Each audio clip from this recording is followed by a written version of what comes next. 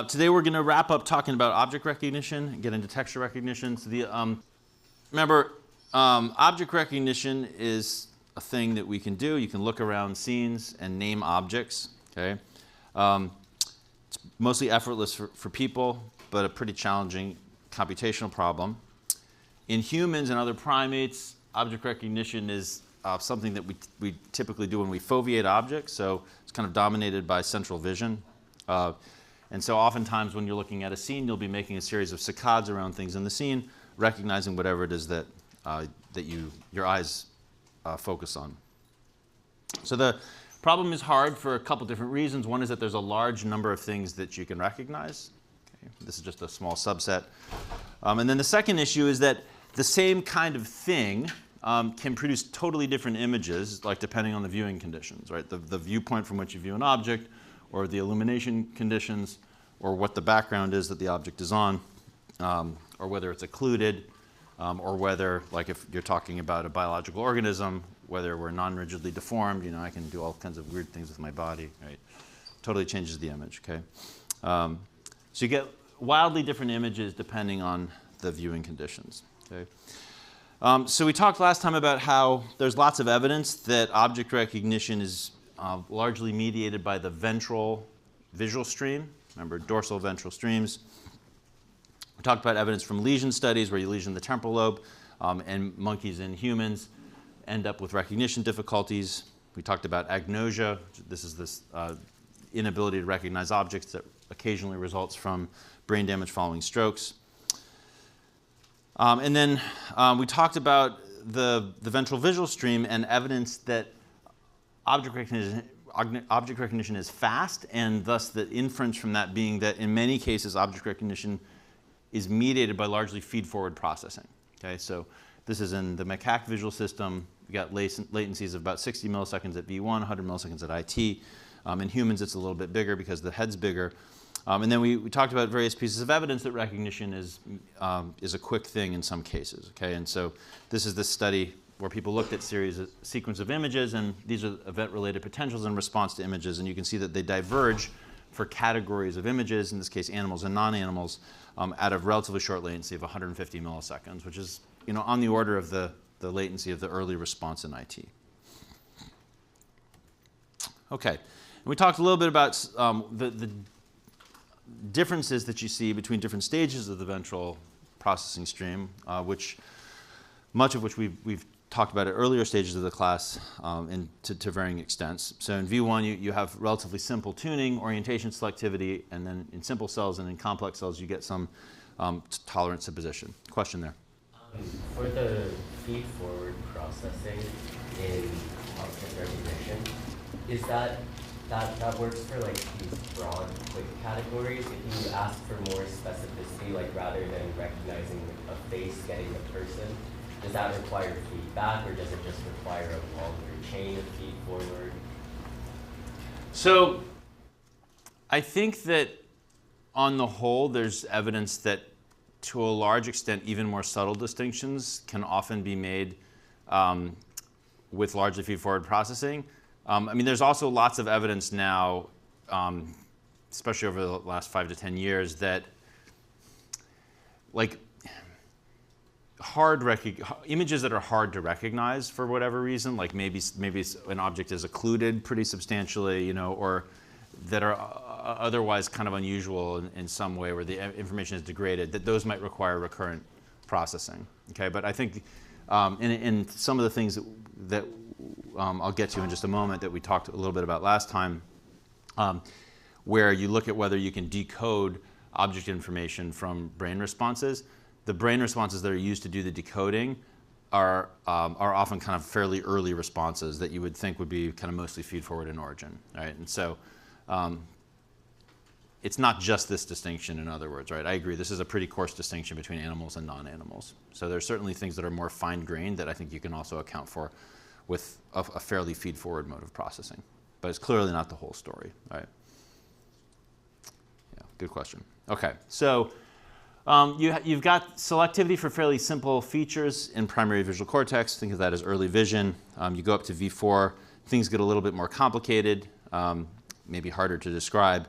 And then in IT, which we spent most of our time talking about last time, you see that it's dominated by the central visual field. So most of the projections into IT are from the central part of the visual field, and how there's like lots of these examples now of pretty complicated neural tuning, often for things that are kind of behaviorally meaningful, things like hands or faces and so forth.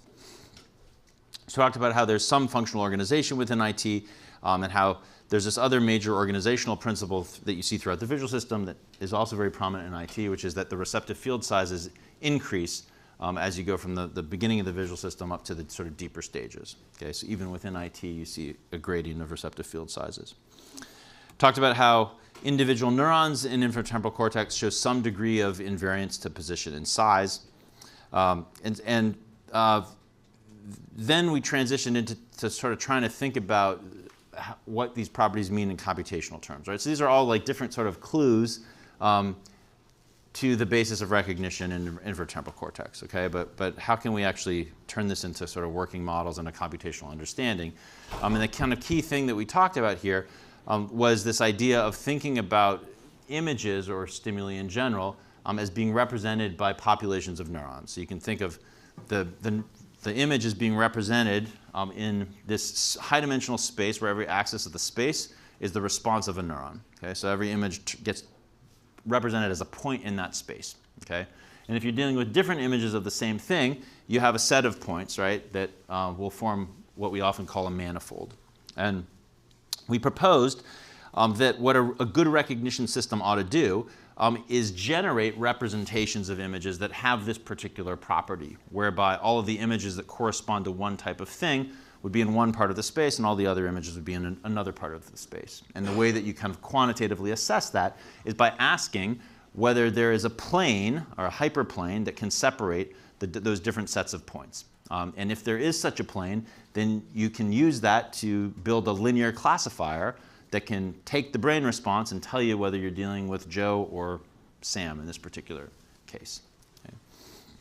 So we talked about how a linear classifier is based on a projection operation onto a vector, which in this case would be perpendicular to that hyperplane.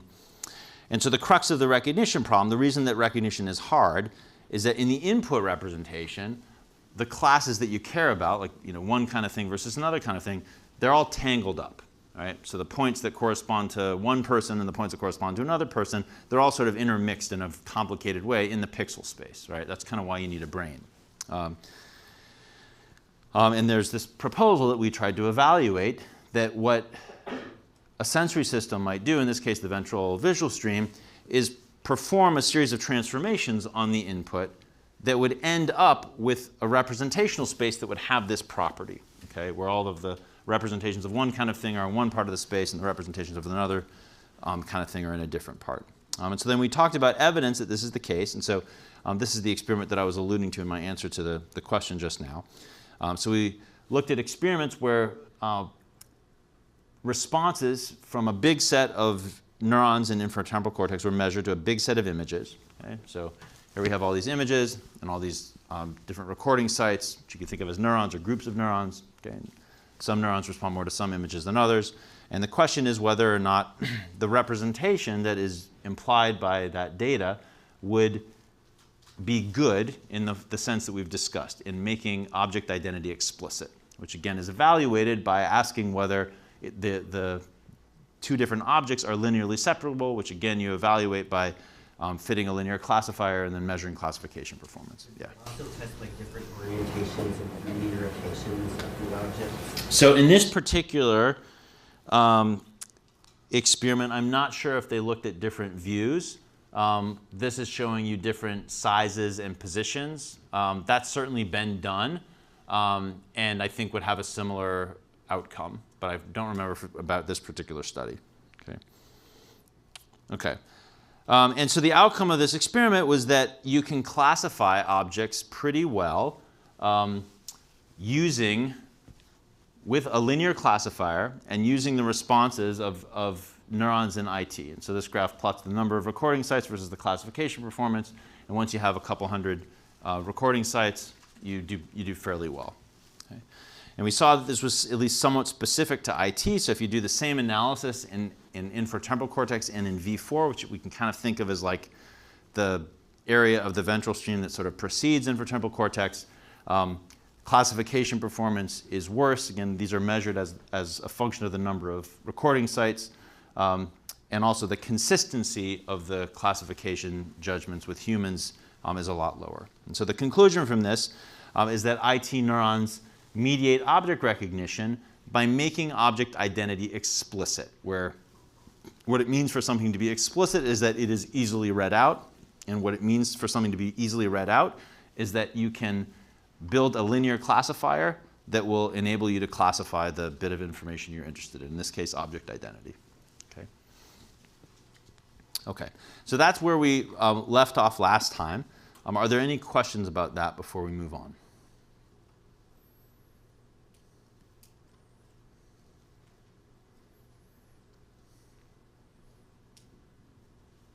And so I'll note that in this description of the basis of object recognition, we haven't really talked about like the mechanistic details of what these transformations are at each stage, right? We've talked about the outcome of those transformations, right, in terms of a property of the representation.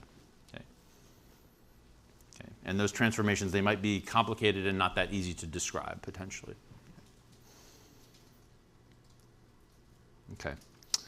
All right, so another kind of important aspect of our recognition machinery is that there's evidence for specialization of this recognition machinery for particular classes of objects that are maybe especially distinctive or especially important. Okay? So in particular, neurons that are responsive to certain special classes of objects seem to be segregated in the brain. And we talked about our colleague Nancy Kanwisher, who's done a lot of work on this. And so one particular class where there's especially good evidence for this is faces. So there are lots of patches of cortex in both monkeys and humans within which the neurons respond a lot more to faces than to other kinds of images. Okay? And so Nancy Kanwisher discovered one of these, the fusiform face area. There's a few others in humans. And this is the result of an fMRI experiment in macaques where they are comparing brain responses to faces to brain responses to other types of objects. And there's a bunch of these patches that kind of emerge. Okay, so and then in this particular study by Doris Sau and colleagues, they then use the fMRI results to direct electrodes. Okay, so they put electrodes into these face patches and now measured the responses of individual neurons. So each row here is a neuron that they recorded from in one of these patches to like a big set of images. Okay, so there's 96 different images, and the images are in different categories: faces, bodies, fruits, gadgets. I'm not sure exactly what goes into gadgets, but I guess gadgets, hands, and I think that's scrambled images. Okay, and so what you're supposed to take away from this, and then the color here represents the firing rate of the neurons, right? And so the vast majority of the neurons in these face patches are responding a lot to all of the images of faces and much less to all the other kinds of images. Okay. So here's another bit of evidence for the same sort of thing. This is a plot of lots and lots of recording sites, so over 1,000 in macaque infratemporal cortex. And each recording site is a dot here, so they have like lots of electrode penetrations. And then they're color coding the electrode sites as a function of the extent to which they prefer faces versus non-face objects. Okay, and so the point is just that like you kind of see these regions where there's a lot of red dots, right? There's one here and there's one here, maybe one up there. Okay, and so these various lines of evidence, they address this kind of long-standing question in the realm of visual recognition, which is like whether faces are kind of special in different ways. And there's sort of 4 pieces of evidence that I think are all kind of consistent with the notion that there is some degree of specialized machinery for recognizing faces. The first is what we've already discussed, which is evidence for a brain region that responds a lot more to faces than to non-faces. This is in humans, the fusiform face area. mostly characterized with fMRI. So it's right there. Here's another view. Another piece of evidence that there's something special about face recognition comes from inversion effects. Okay, and so it turns out that face recognition is much better when the faces are upright than when they are upside down. Okay, and this is not necessarily true for other objects. And the classic piece of evidence for this is something called the Thatcher illusion. Okay, and so it's called the Thatcher illusion because the original example of this was performed on the face of Margaret Thatcher, because it was done by somebody in Britain, and Margaret Thatcher was the Prime Minister of the UK at that time. Okay, and so the illusion here, and so here it's done on the face of somebody else. This is just what I happen to have handy. The illusion here results from the fact that the face is distorted. Okay, so there are little, there's a few sections of the image of the face that have actually just been locally flipped upside down. Okay, but when you look at it upside down, it just looks fine. It looks like a face, right? But what it actually is, and this becomes very obvious when it's right side up, is this, right? So you can kind of tell that this is not how the face is like supposed to look, right? So that and that are exactly the same, just with the exception of being rotated 180 degrees. Okay. And so there's like and this is not the only piece of evidence. There's lots of other evidence. Like you can measure the ability to recognize or discriminate faces and compare that for upright versus inverted images. And there's a huge advantage for when the faces are upright. Okay. Yeah. Do you know how this affects like facial recognition system? So the question is, does this affect facial recognition systems? So are you asking whether like a computer vision face recognition system would like exhibit the same phenomenon? Yeah, does it fall for the illusion, or does it say like this is messed up? Yeah, so my guess is, I actually don't know whether that's true or not, and somebody has probably looked at this. My guess is that they probably would, because we sort of think that like this comes from the training data at some level, right? Like the naive interpretation of these inversion effects is just that most of the time faces are upright, and so your face recognition system is trained up on all this data. I mean, again, we don't know whether this is over evolution or learned via development, but either way, most of the training data essentially for the recognition system is in one orientation, and so and a lot of objects are not like that, right? So you see chairs from like all kinds of different viewpoints, and are less sensitive to that. But yeah, my guess is that probably machine face recognition systems will show something kind of similar. Yeah, and so this is sort of part of a long-standing debate about the extent of viewpoint invariance of human recognition. So one of the really interesting things about object recognition is that it's pretty invariant, as we've been discussing, and one of the most impressive forms of invariance is invariance to viewpoint, right? So I can look at this cup from this direction or this direction. I'm going to be able to tell that it's a cup, but the image that is produced by the cup is like totally different in all these different cases, right? And so there's like a long history of people thinking about the basis of that viewpoint invariance, and so like some people have postulated that you actually infer 3D models of objects, and that's the basis of recognition. Others say that like you have all these stored 2D views, but they're kind of linked together. And there's been lots of experiments on new kinds of objects, like where you expose people to particular views of the objects and not others, and then sort of show that they don't generalize perfectly, and that suggests that viewpoint invariance is not automatic. So I think there's various pieces of evidence that you're only as invariant as your training data kind of forces you to be in a lot of cases, and faces may be kind of an extreme example of that. Okay, but at any rate, like this is not something that is as pronounced for most other classes of objects. So one piece of evidence that face recognition is special. Another piece of evidence is prosopagnosia. So there are these examples of people with brain damage that end up with selective impairments in recognizing faces, and that's known as prosopagnosia. And so the most striking cases of this come from people who've had a stroke, which is the typical cause of brain damage in people. And so here's a quote from a case study of this person, Dr. P. says, by and large, he recognized nobody, neither his family, nor his colleagues, nor his pupils, nor himself. He recognized a portrait of Einstein because he picked up the characteristic hair and mustache. In the absence of obvious markers, he was utterly lost. Here's another report. This is of a person describing themselves. At the club, I saw someone strange staring at me and asked the steward who it was. You'll laugh at me. I've been looking at myself in a mirror. Right? So people can't even recognize themselves. Okay?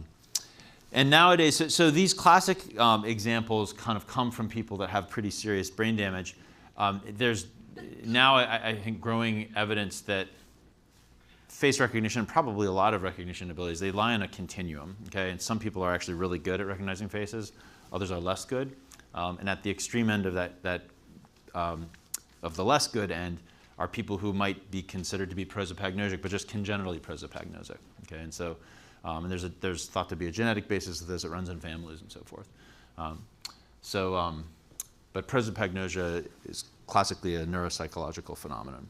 And so, and the inference of from this, right, is like, and this is sort of the power of all of these examples of brain lesions, is that if you can selectively disrupt a particular ability with other abilities remaining intact, that's evidence for modularity in the brain, that there is some bit of the brain that is specially involved in that function. And if you're unlucky enough to have that particular bit of the brain damaged, you end up with a deficit in that particular thing, in this case, face recognition. So we saw this with achromatopsia, and here it is with face recognition. And then we've just seen these examples of face cells. Okay? So a variety of pieces of evidence that there's some degree of specialization of the recognition machinery for faces. All right, any questions about face recognition or this particular idea?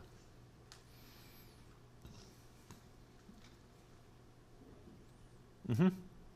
So the time series here, in the responses, it like recognizes it and then stops recognizing it.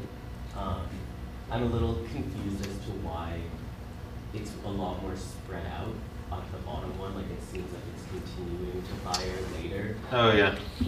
Yeah, I mean, so these are like responses for individual trials, and I mean, neurons are sort of stochastic devices, right? So, yeah, I wouldn't overinterpret this. I mean, I think if you repeated the experiment, like the exact pattern of the spikes is going to be different every time. Yeah. So the main thing to take away from this is like, there's a lot of spikes up here, kind of less here, you know, some here, less there. That's sort of the point. Okay. So this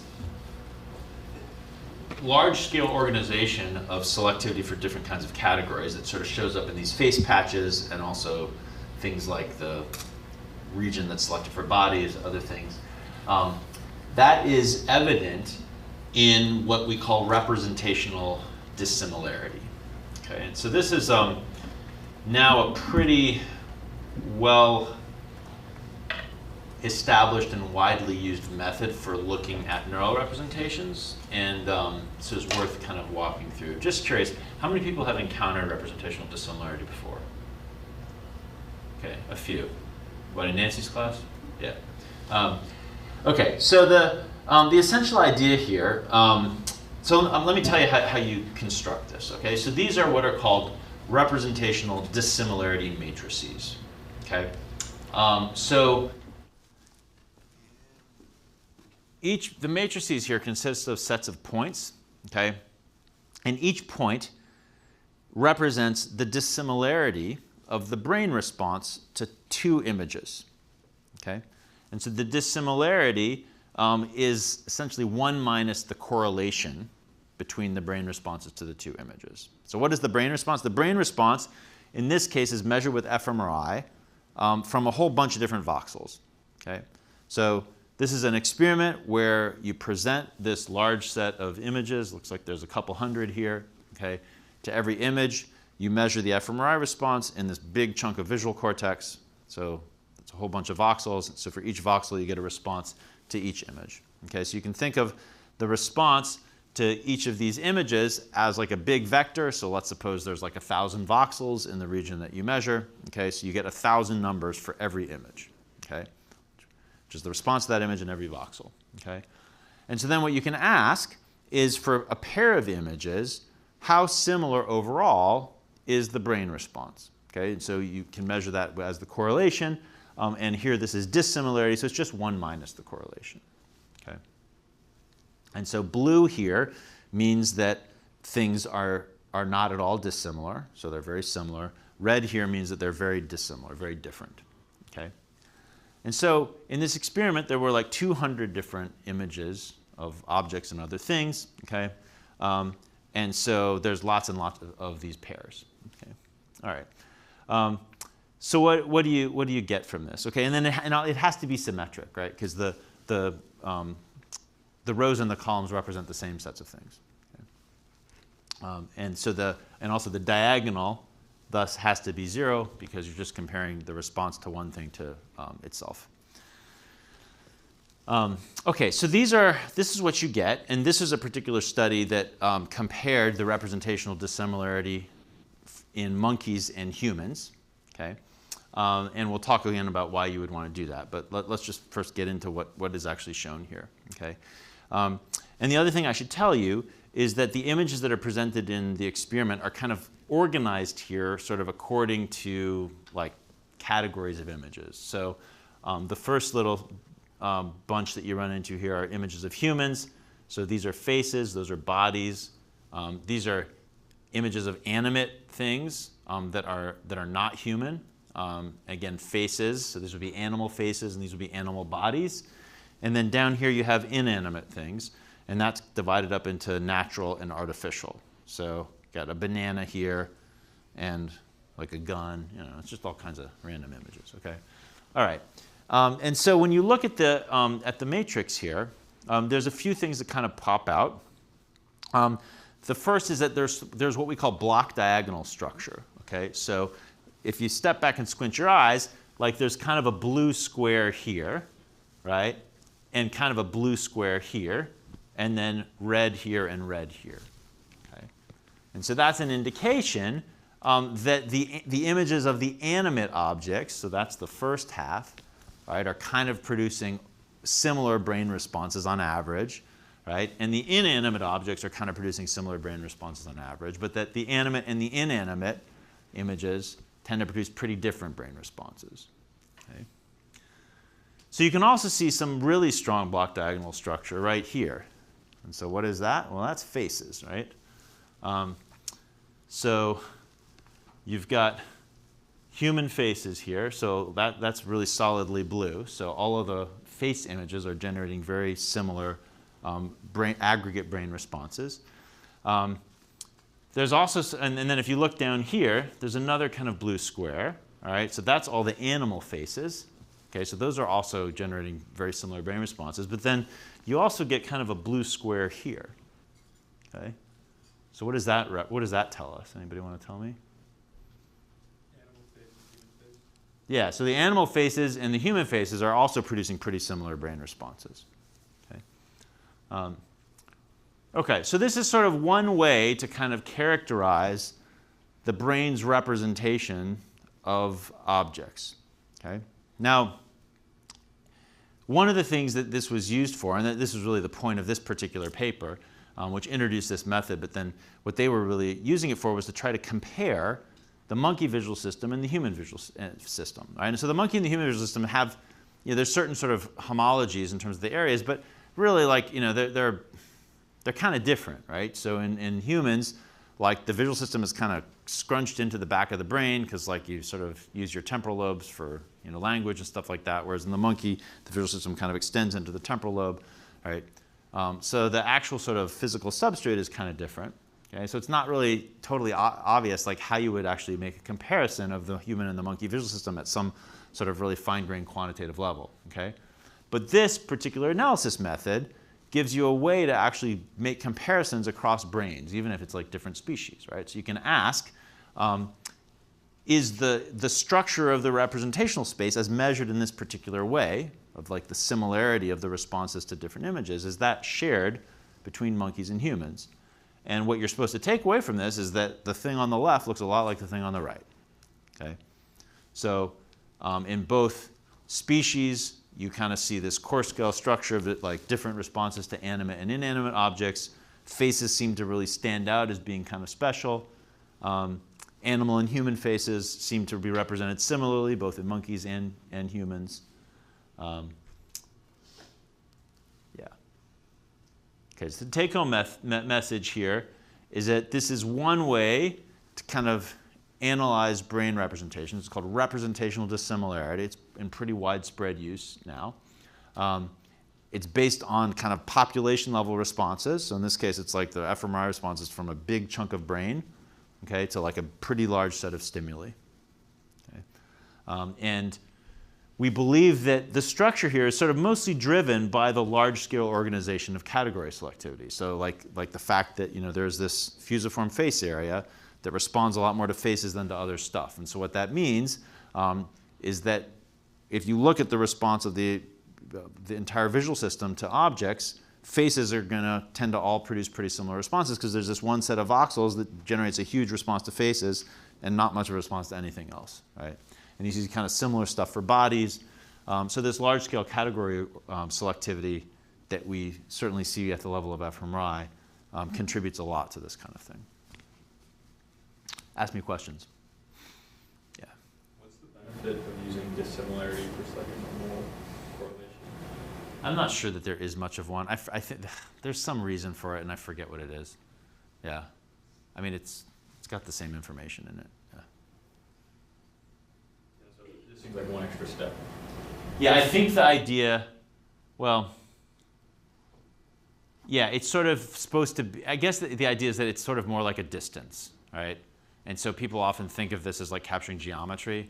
And so just dealing with like a distance-based measure sort of is appealing for that, from that standpoint, right? But I think you could draw all the same a lot of the same inferences like without doing that. Yeah. Can you like use this to draw any information on differences between monkeys and humans? Like, for example, like the human one looks to be like a lot more well-defined in terms of borders, and also like for example, there's in the monkey one there's there's high dissimilarity between like human face and not human body, but you don't really see that in humans. Like, I don't know. Yeah. Is there some explanation for like, these kinds of things? Yeah, I mean, I think your observation is correct. There are some subtle differences. I mean, exactly what that means and why it's there, it's not sort of totally clear. But yes, you can conclude that the representations are not identical, and without something like this, it's not even clear how would you go about evaluating that, right? So yeah, there's like some similarities, but they're also not exactly the same. And yeah. Has this been done for animals other than monkeys? And like, is there any comparison between like the different types of animals and humans? I'm not aware of this having been done with any animal other than monkeys.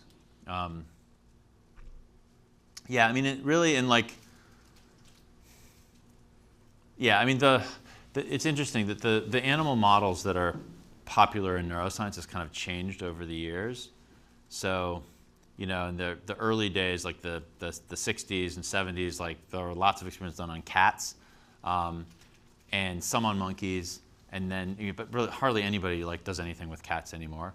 And then nowadays, really because of the molecular genetic tools that are available in rodents, like there's lots of people who work on kind of mice and rats. But their visual system is very different from humans. So I don't think anybody has done an experiment like this with them. That would presumably would look totally different, big area for cheese or something, right? So, yeah. I'm curious if a similar type of representational dissimilarity matrix has been done at different levels of development. So like if like these associations are more ingrained or they're like learned through time. Yeah, so I don't believe it has, and the reason for this is that doing an experiment like this in children is really hard, because really the number one thing that determines the success of an fMRI experiment is whether the participants hold still, and kids are just not as good at staying still, and so it's really hard to get the kind of power that you need to do an experiment where you have like 200 stimuli. So there are people in this building, in like Rebecca Sachs's lab, that are working on doing infant fMRI to look at questions like this, but because it's so much harder to kind of get good data. Like, typically the experiments will have maybe 4 kinds of conditions rather than 200. So you could look at a very, very coarse representational dissimilarity matrix. In fact, I think they may have done that actually, but nothing like this with like 200. Yeah. So it's a really interesting question. But they do find that you kind of see evidence for face selectivity in really young infants, and I think also maybe body selectivity. Yeah. So Heather Kosakowski is a grad student who did a lot of that work. You should check out her papers. Yeah. Okay. So we talked about about this idea that we can kind of think of recognition systems as having a computational goal, right? Which is that you take this image and you want to transform the representation of that image into a representation that makes object categories explicit, right? By kind of putting them in sort of different parts of the representational space, right? And so we talked about evidence that if you look at the representations in inferotemporal cortex, they have that property. But we didn't really talk at all about how you would go about kind of achieving that property, okay? And so one kind of interesting development in this field is the advent of artificial neural networks that can recognize objects from images pretty well, okay? And this is something that just didn't really, it just wasn't the case even 10 years ago, right? So this is a pretty recent kind of development. And so this has led to like a lot of sort of interesting analogies between, in this case, the ventral visual stream and a neural network, an artificial neural network that recognizes objects. Okay? So this is a diagram of one common type of artificial neural network called a convolutional neural network. And these are machine systems that consist of cascades of simple operations. The operations that are in these kinds of systems are arguably loosely inspired from things that people initially observed or theorized about in the brain.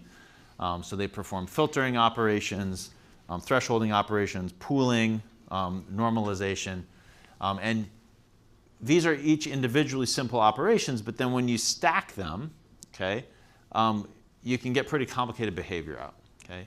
And the critical thing that kind of makes these architectures work and makes them useful is that they're pretty easy to optimize. All right? So people, for a long time, were not actually able to successfully optimize big systems that looked like this.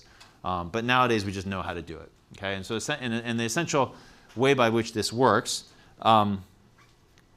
is really pretty simple, and I'll tell you about it. But as I said, the most common architecture for sensory tasks, and the one that's really kind of useful for kind of making comparisons to biological sensory systems, is what's called a convolutional neural network. So you remember we talked about the operation of a convolution, right? So what a convolution is you've got a filter, and you apply that filter at kind of all the locations in your signal, right? So in an image, that would be all the X and the Y locations, right? In a sound, this would be all the temporal positions, okay? And so we talked about this idea that in the context of vision, you can think of the convolution operation as representing what a population of neurons that have the same kind of receptive field, just at different spatial positions. So like think of like center surround receptive fields in the retina, or orientation selective receptive fields in V1, what they would essentially do to an image when they're all acting in concert. Okay? And so one of these neural networks is performing that operation. So each one of these sheets kind of represents the response of a filter at all the different possible locations in an image. Okay? And the different sheets kind of represent different filters. So like this one could be horizontal, this one could be vertical, this one could be diagonal, and so forth. Okay? All right, so you have multiple layers of these filters separated by nonlinearities and pooling operations. What makes them useful, what makes them really work, is that you can learn the filter parameters using gradient descent in order to maximize the performance of a task. Right? And really a very popular task and one that's very widely used is object classification. Okay? And so these systems are trained using these big data sets with lots and lots of images where people have gone through, and with every image they label the image. They say that's a cat, that's a dog, that's a chair, that's a building, so on and so forth. So you have this huge set of images. You can present the images to the model. The model will give you an answer for what class it thinks it is. Initially, like the filters will be randomly set, and so the answers will mostly be wrong. But the gradient tells you how should I change the parameters of the filters in order to have the model make fewer errors. Okay? So you do gradient descent over many, many iterations, and the model moves into a place where it can perform well at the task. Okay? And so this has now kind of become sort of one of the dominant methods in engineering, and object recognition was like a key and early success story. Okay, so some sense this is the realm of computer vision, but these systems, because they're solving a problem that we think is also important for biological vision, they give you a useful computational model that you can propose as a model of biological vision. And you can ask, well, does this model actually do some of the same kinds of things that humans do? Okay? So this is now sort of a cottage industry of people building these models and like analyzing them and comparing them to human sensory systems in different ways. And so one kind of thing that you can do is measure representational similarity. Okay? So these are representational dissimilarity matrices. This is the kind of thing that we just looked at. This is from human IT using fMRI. So again, you get this block diagonal structure.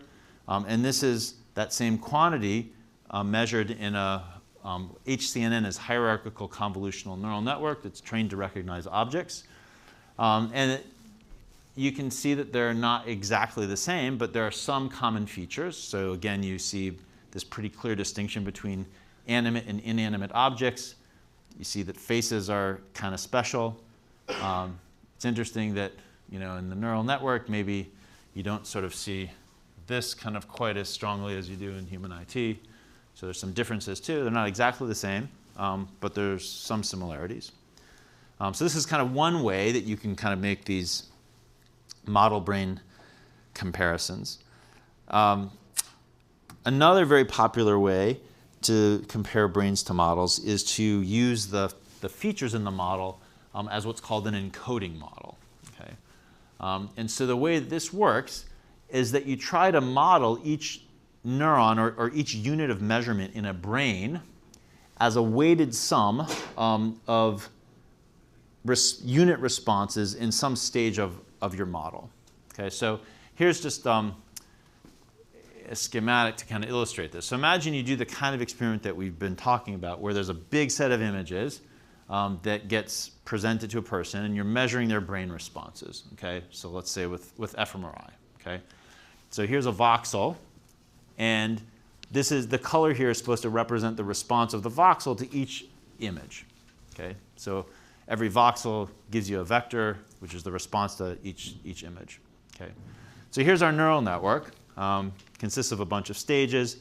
You can kind of think of each stage of the model as consisting of a bunch of units. Right? You could think of that as like a filter at a particular point in the image, for instance. And so each one of those units will give you a numerical response to any image that you present to it. So you can take all of the images that you used in your fMRI experiment and you can present those to the model. All right? And you'll get some big complicated matrix of responses. All right, and so one way to ask whether the model is representing the same information that is represented by the brain is to try to predict the brain responses using the model responses. Okay, and the standard way to do this is to take the model responses and to fit a linear mapping, here that's F, between the model responses and the brain responses. Okay, so you take the model responses to some subset of images and you optimize this linear mapping. So it's a weighted combination of the units in the model that allow you to predict the responses to some subset, usually half of the of the images. And then what you do is you take that matrix, that linear mapping, and you evaluate the predictions on another set of images.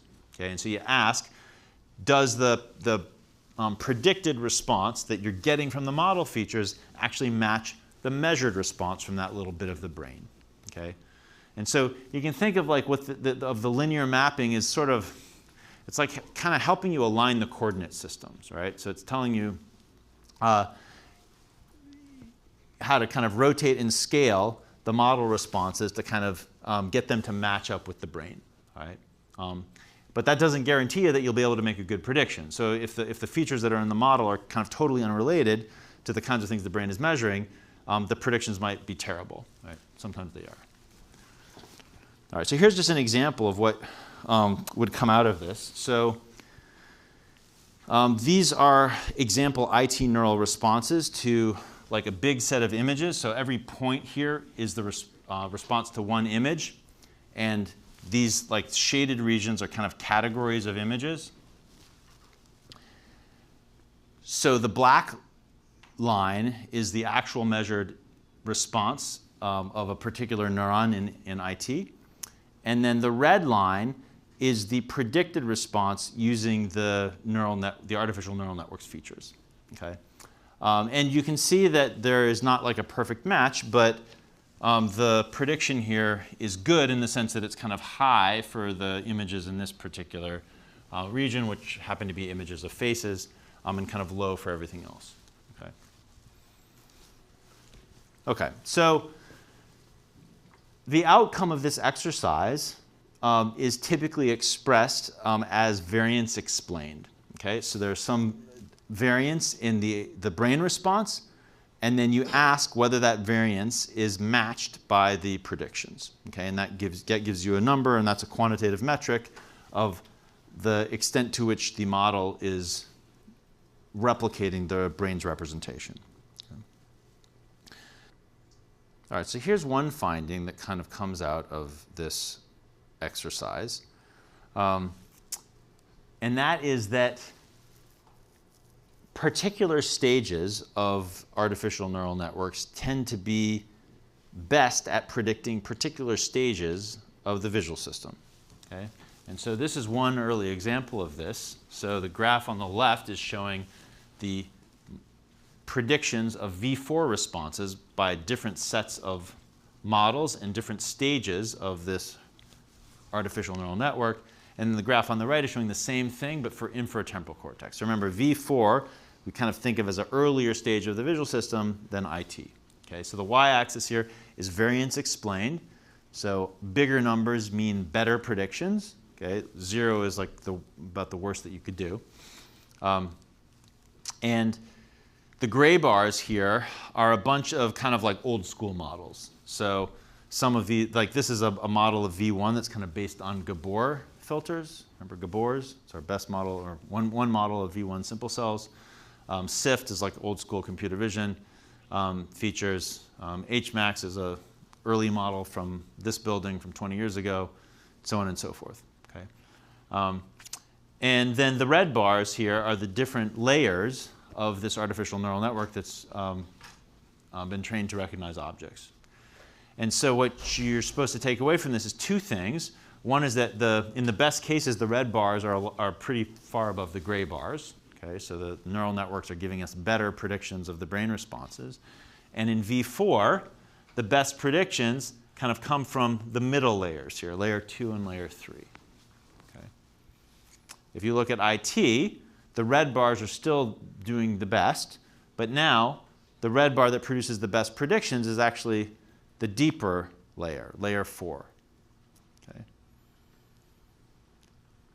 So it's consistent with this idea that the hierarchy that we believe exists in the visual ventral stream, where it consists of this sequence of regions, and as you go from one region to the next, like things change, right? The receptive fields get bigger, the responses kind of get more complicated in sort of an intuitive sense. Okay? Object information becomes more explicit.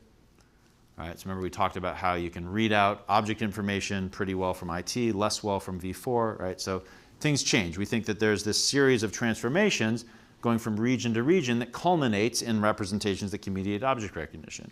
And in this artificial machine system, the artificial neural network, that is also optimized to recognize objects, there's some evidence of an analogous hierarchy, right?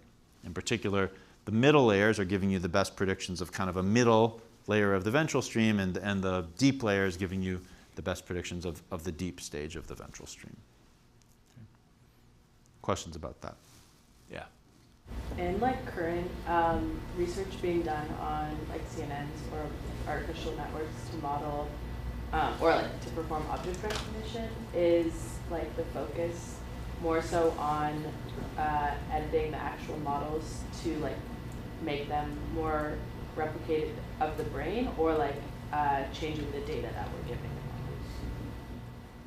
Yeah, it's a great question. So the question is like, if we want to make these models better, do we change the training data, or do we introduce architectural constraints that would make them more brain-like? And I would, I think there's a lot of interest in both, and it's sort of, I think it's an open question as to what the relative importance of those things will be. There's one perspective that really, like the task and the diet, kind of predominantly determine the characteristics of the representations. There's another perspective that anatomical constraints really kind of matter a lot.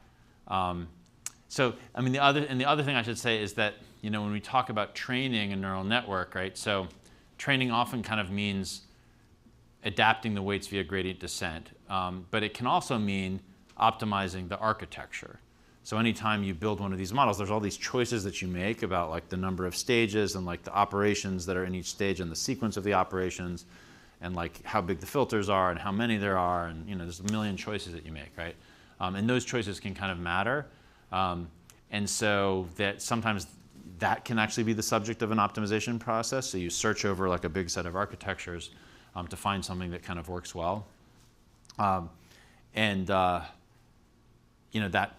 may also be one way to potentially find architectures that are computationally promising, and maybe that also end up kind of resembling the visual system in some abstract way. Yeah. So these are kind of, I think, these are open questions that like lots of people are interested in right now. Yeah.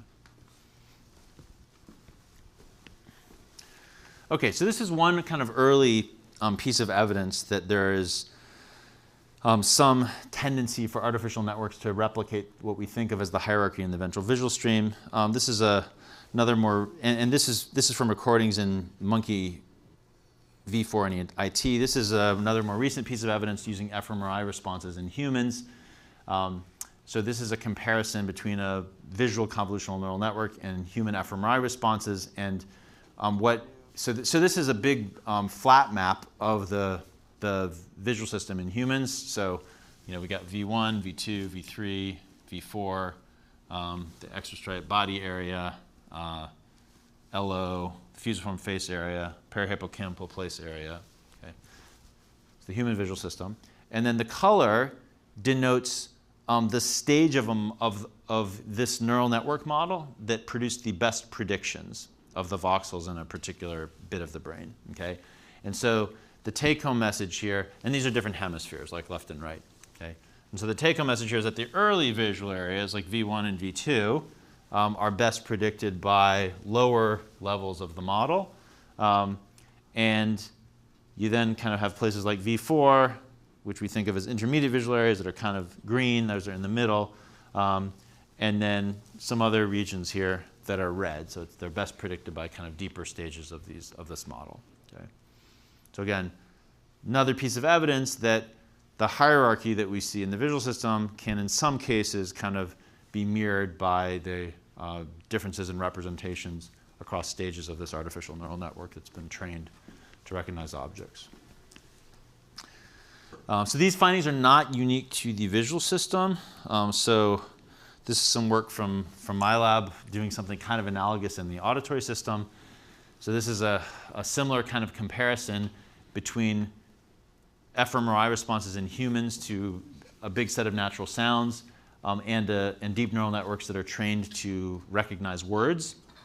So same kind of analysis where the voxels here are color-coded based on the stage of the model that produces the best response. So pink is kind of an intermediate stage of the model. So here's early to late. So pink is kind of in the middle, and the cyan is deeper stages. And so you can see that there's this region here where you get the voxels colored pink, and that kind of loosely corresponds to what we think of as primary auditory cortex. So these black outlines here are 3 anatomical subdivisions of Heschel's gyrus, the site of primary auditory cortex. So things around primary auditory cortex are pink, and then beyond that you see kind of a lot of blue. Okay, any questions about that?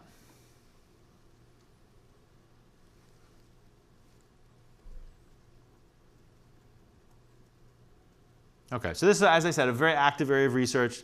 Lots and lots of interest right now in kind of the extent to which artificial neural networks will mirror the structure of sensory systems and under what conditions, and how you can use them to do interesting things. So overall summary of what we talked about object recognition. So the ventral stream is believed to mediate object recognition. Overall, the complexity of the neuronal stimulus tuning seems to increase from V1 to IT. The key computational challenge of object recognition can be thought of as untangling object representations.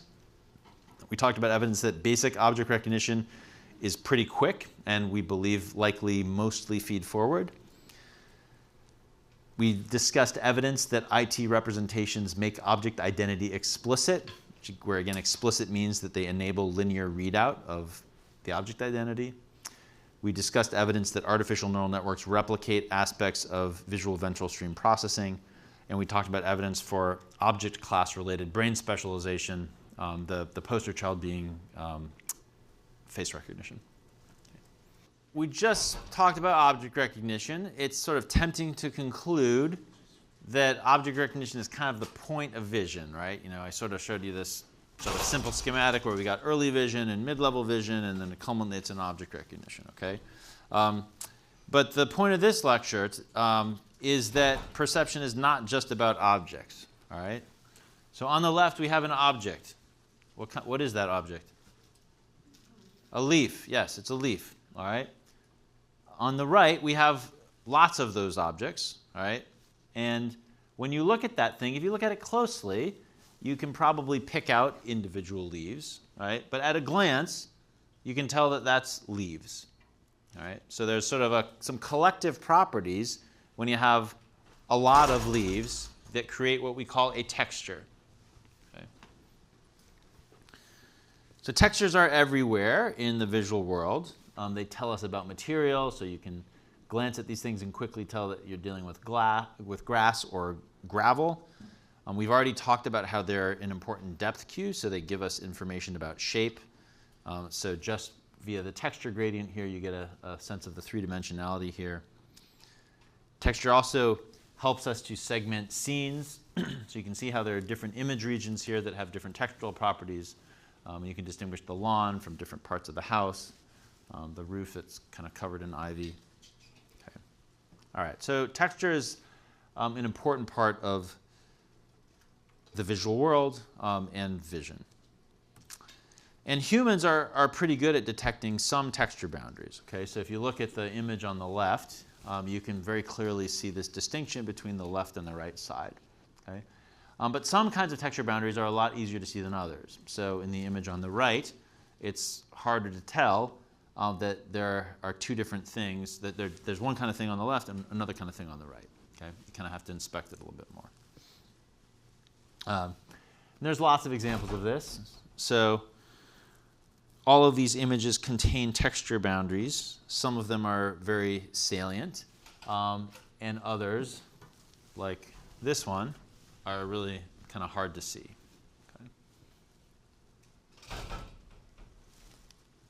Okay, so one question that people have historically been interested in is what determines the salience of these boundaries, right? So here's just a bunch more examples where in some cases it's super obvious that you've got two different types of texture. In other cases it's not so obvious. And so just informal observation kind of suggests that the texture differences that are salient involve differences in kind of what we would think of as basic features, things like color, shape, orientation, size, that we often think of as being kind of detected in early vision. And so one kind of obvious question is whether we can predict the salience of these texture boundaries using the models of early vision that we've learned about and grown to love. Right? So here we have an image. It's convolved with 2 Gabor filters, or approximately Gabor filters. And this is the output. So what you can see is that when you convolve it with a filter that's tuned to horizontal orientations, the regions that have more horizontal energy in the middle kind of give you larger responses. The regions that are more vertical give you smaller responses. And the vertical filter, it's the opposite. Okay. All right. So how can we actually kind of take these responses and then and turn this into something quantitatively that we can kind of compare with our perception of boundaries? So here we have one of those convolutions that we just looked at, right? And we're going to take a 1D slice through the convolution and we plot it, all right? So this is the filter response as a function of space, right? The y-axis is the response, the x-axis is space. And so you can see that this response wiggles around from positive to negative, but then you get here in the middle, and the amplitude of the wiggles is kind of smaller. Okay. All right, so we can make that explicit. So this is like a simple cell response, more or less, right? So we can make that explicit by squaring the filter response. So that makes everything positive. So now you've got responses here that kind of get big and go down to 0, and then here they just don't get that big. Okay. And then to summarize that, we can average over local regions with some kind of smoothing operation, and then we get this thing that's shown here.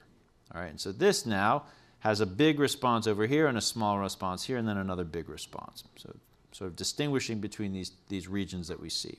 All right, so this, what we just did here, which is squaring and averaging, gives us a quantity that is a lot like an energy measure or an envelope that we've talked about in other parts of the class. Remember, when we were talking about simple cells and complex cells, we talked about this fact that complex cell responses can be modeled by combining even and odd simple cell responses. Right? So remember, you've got an even and an odd simple cell response. These are Gabor functions, which is different phases. So then you square them and you add them, and you get this energy quantity. And so the energy quantity is always positive, and kind of smooths out these effects of phase that you see with the simple cell receptive fields. Okay. And so this is one way of computing energy that is especially simple to kind of think about. But you can get a similar measure by squaring and just averaging over space. Right? So if you think of like the sine and the cosine as sort of having similar receptive fields, just at slightly different spatial phases, if you took one of them and you average over space, you get something pretty similar. Okay? And so that's what we're looking at here. So this is an energy measure that is derived from a simple cell-like receptive field that's been squared and averaged. And in some cases, these energy measures can predict texture boundaries pretty well. So we've got different texture here in the middle, and that kind of shows up as a difference in the amount of energy. Okay. All right, so the key idea that I want you to take away from this is that texture is defined by the average properties of an image region. Okay, so in this case, the texture kind of is generated by all these elements. Okay, but what kind of characterizes the look of the texture, so that our hypothesis for what characterizes the look of the texture is its average properties. Okay, and so this is one way to kind of turn that into a quantifiable, measurable thing by taking some response and then kind of locally averaging it over space. All right, so this is a really simple idea. So what about seemingly more complicated textures? Can we account for the boundaries that we see in like something like this with such a simple idea? Okay, and the answer is that like these very simple energy-based measures like do a pretty good job. Okay, so here's a bunch of examples where we got an image on the left and the output of kind of an energy-tuned measure on the right. And you get differences in the responses that sort of co-vary with like your subjective sense of the salience of the texture region, right? So this one is like pretty obvious visually, and you get a pretty big difference, okay? Here's another one that is even more obvious, and you get a really big difference. Here's one where it's really actually kind of hard to see the difference between the center region and the surround region. So the center region has got these little X's, the surround has got the L's, but the sizes of them have kind of been adjusted, and it's a lot harder to see, and lo and behold, the energy measure kind of also doesn't give a very big difference in the response. Okay. All right, so this is kind of like one early development in the world of texture. So this is an example paper by Bergen and Adelson that espoused this sort of idea. Okay, so energy measures can predict some texture boundaries. But are they a complete description of like what we actually see when we look at this texture, right?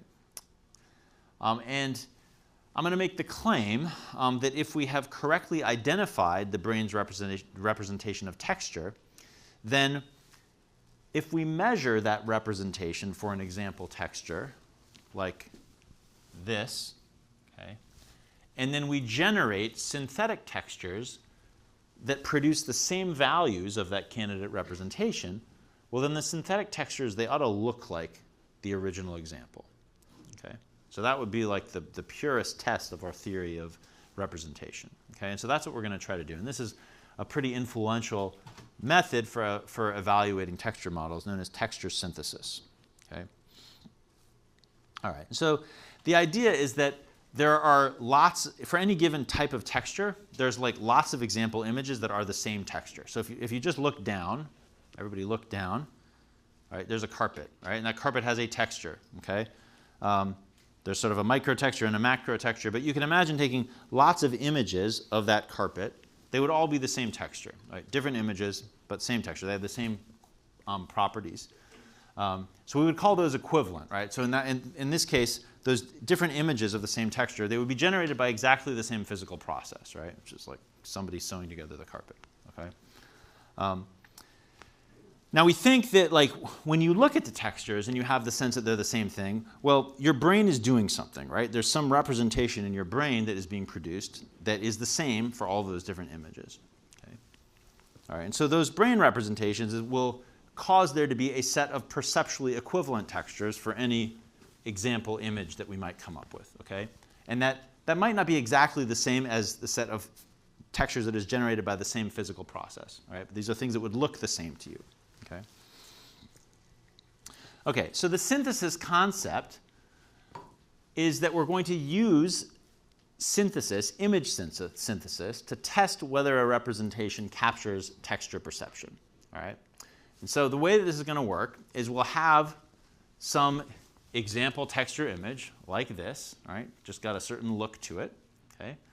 We're going to start out with a noise image, and we're going to try to change that noise image to cause its representation in our texture representation to kind of enter this green set, okay? And so here we've moved it to this point. It's not all the way in the green set. You can see that that actually doesn't look exactly like this, although it's maybe part of the way there, okay? All right. And the idea is that if we have the right representation of texture, right, that when we do this, when we take that noise image and we cause it to have the same representation as some candidate image, they should look like the same type of thing, okay, in all respects. Okay, so the first example that I'm going to give you of this was really like the first attempt that people made at instantiating this general kind of scientific philosophy, okay? And they did it in a particular way that was sort of simple and elegant, and so I'm going to walk you through how that worked, all right? And so the essential idea is that the representation of a texture consists of the distribution of filter responses, okay? So our energy measure is the average squared filter response. So we measure the filter response, and then we square it, and we average it, all right? And that, you can think of that as kind of matching one statistic. So the average of the square is more or less like the variance if the thing has zero mean, okay? So what we're going to try to do here is to match the entire distribution of a filter's response, okay? So this has the consequence of matching all possible statistics and where a statistic is capturing some average tendency of a signal. Okay? All right. So this may not make a whole lot of sense, so let's walk through an example. Okay? All right, so we're going to do this in a filter bank representation of an image. So let's like review filter banks. So here's an image. Okay? This is a set of filters, this row. They vary in spatial scale. So we have things over here that are small at high spatial frequencies and things over here that are bigger and at lower spatial frequencies. And they vary in orientation, right? So we've got vertical, horizontal, and the two diagonals. All right. The next row plots the convolution of that image at the top with each one of these filters. Okay, so remember, the convolution gives you a filter response at every point in the original image, so you can display it like an image. And what do you see? Well, the low spatial frequency filters are kind of, their response varies kind of slowly over space. They're picking out low frequency structure at different orientations. So the horizontal filter responds a lot whenever there's sort of horizontal edges. The vertical filter responds a lot whenever there's vertical edges. Okay? And then the high spatial frequency filters do the same thing, but at a higher spatial frequency scale. All right, so the technical term for each one of these things is a subband. Okay, so that's what people refer to the output of a bandpass filter as in the engineering world. So, but for us, it's just the convolution of the image with the filters. And from the prism of neuroscience, you can think of each one of these images as kind of a simulation of a population of neural responses. Right? So it's like all of the neurons in the visual cortex that have receptive fields that look like that, where every neuron has the receptive field at a different spatial position. Okay? All right, so the model of texture perception that we're going to test here is one in which textures are represented with the distribution of activity in these subbands, again, simulating the response of oriented spatial frequency tuned neurons. All right, so this image that we're looking at here is not a texture. It's like just something else. Here we have a texture, and this is the subband representation of the texture. So this is like exactly the same thing that we saw here.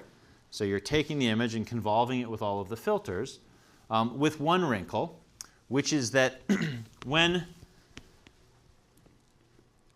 the filters are coarser, you can downsample the image. Okay? And so one kind of common type of representation in image processing is called a pyramid representation, where the low spatial frequencies get downsampled so that they can be represented with fewer numbers.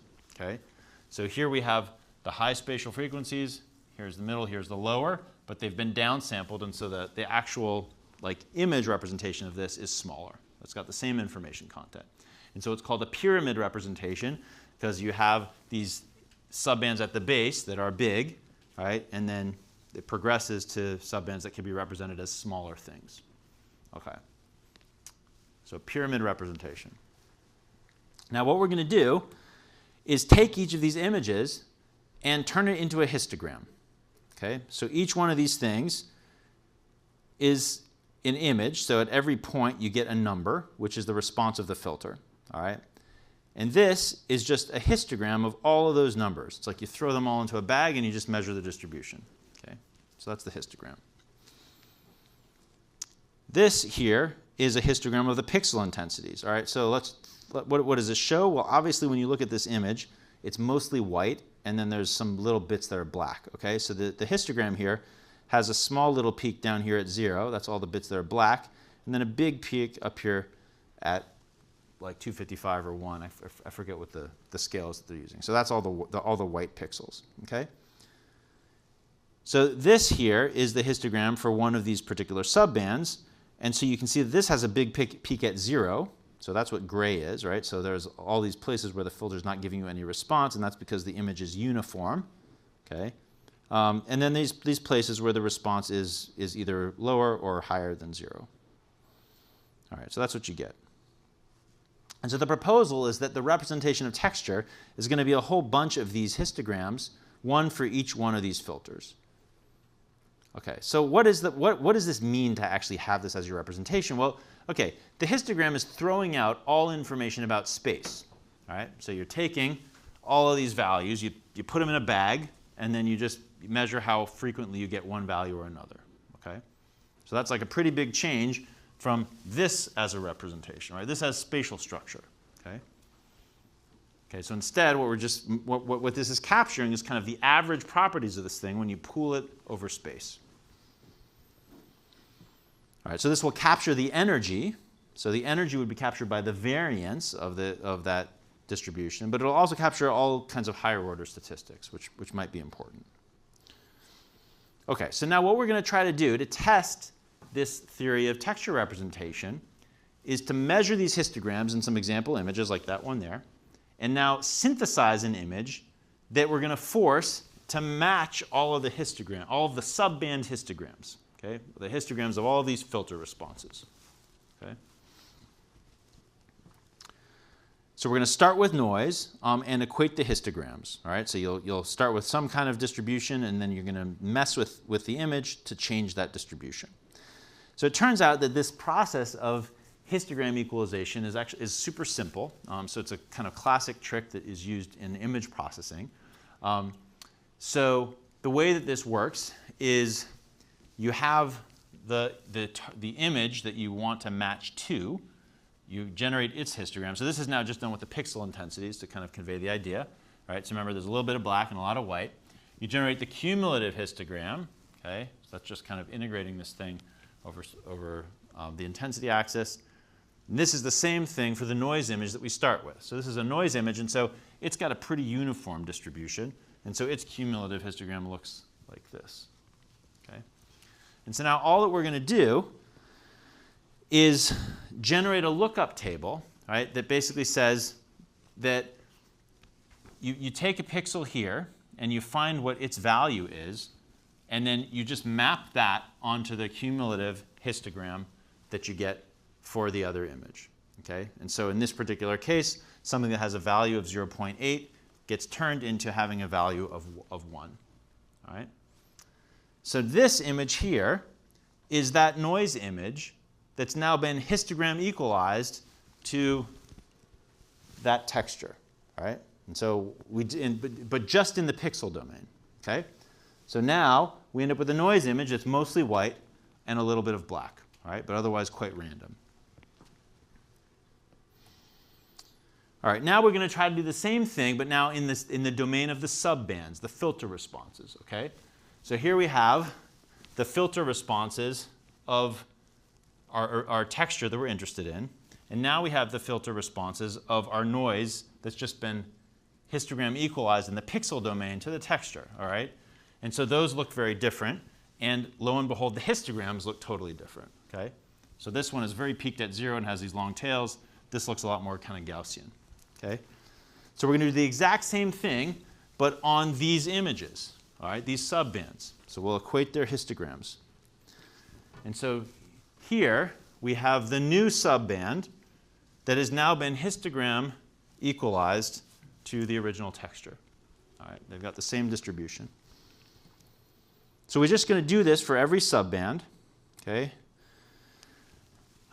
This actually kind of has to be done iteratively, but it's super simple. So you just take your image, you split it up into subbands. Each one of those gets histogram equalized to the original, and then you can add them back up to get an original image and do this iteratively. And so what you can see is the red and the blue plots here. One of them is the target histogram, the other is the histogram of the synthetic image. Each one of these is for like a different subband, so a different filter. All right, so then we're going to add these things up, and we're getting an image. All right, and so the key question here is whether these things look like the original, right? So remember, the idea is that if this candidate texture representation captures what is in our brain's representation of texture, then the synthetic examples, they should look like the original. Okay? And when we come back on Tuesday, I will tell you whether they do. Okay.